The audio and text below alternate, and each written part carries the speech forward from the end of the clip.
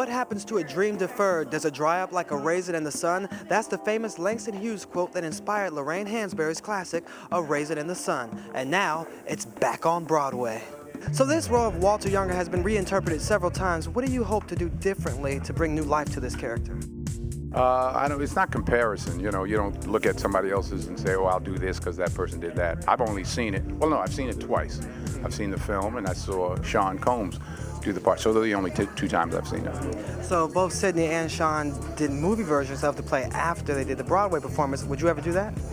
One day at a time. Right. So how is it for you to come back to Broadway now? It's always fabulous to come back to Broadway, and I'm always looking for a chance to come back to stage. 'Cause this is where I started. This is my home base, and it keeps your instrument sharp. The sharpest knives have to be resharpened. I like that. Now you won a Tony for Carolina Change. When you take on another play like this one, do you think, okay, is this Tony worthy, or will I get a Tony? No, that's a danger. That's like thinking about the finish line before the gun has been shot. You know what I mean? I think that when those things happen, hopefully they're a wonderful surprise, but that is not what your mind is hopefully on when you start your work, or even as it gets closer. I'm one of those people who doesn't really know. I don't have it in my mind when nominations for things happen, because I think that's just a silly danger. So Sean, tell us about your character and what you're doing to prepare.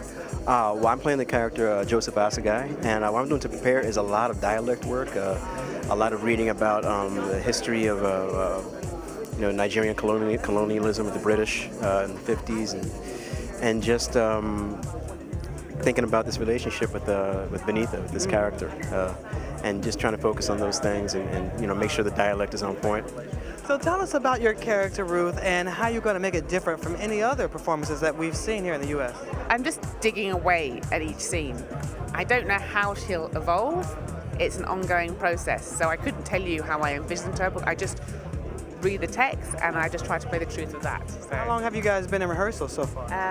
It's been 2 or 3 weeks, something like that. That's it? Yeah. So, So are you nervous at all? Are you just ready? Just I was very, very nervous when I started because, I'm coming here, it's an iconic play, and I'm playing an American, and I don't want to feel like I'm an imposter and I haven't earned my stripes.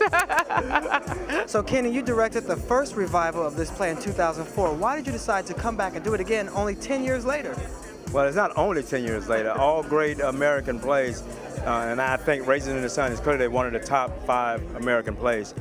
Death of a Salesman, Streetcar, all those plays have been revived every 4 or 5 years. So actually it's a long time. And for me... Why'd you wait so long, Kenny? Yes, why'd I wait so long? After Fences, Denzel and I, we talked about, him returning to stage. He said, I want to do this every 3 or 4 years. So we got together a couple of years ago and started talking about ideas. He wanted to do something that was from the African-American canon, and we stumbled on, Raisin. In fact, it was he who said, it's been 10 years since you guys did that. And so, I looked at the play and I looked at the character of Walter, and I thought about actors in America who could deliver that. And I thought about, and you're sitting there talking with Denzel, and it's like, Denzel Washington doing Walter Lee Younger. The only thing is not consistent with this production is like in the past, maybe guys have played who have been 35, 38 years old. So I asked myself, I said, well, if I didn't know how old Denzel was, how old would he be? So I was like, okay, he can do that. He's an actor, let's do this. So, and then I think about what's happening in our country the last 10 years. African-American president, Trayvon Martin, the housing bubble, all those things are important to understanding Lorraine Hansberry's play on a deeper level. So I said it's timely, we should do it.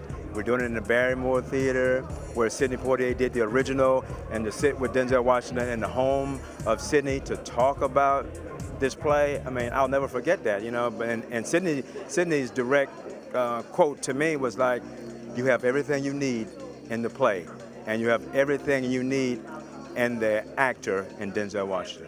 Broadway's second revival of A Raisin in the Sun begins performances on March 8th at the Ethel Barrymore Theater.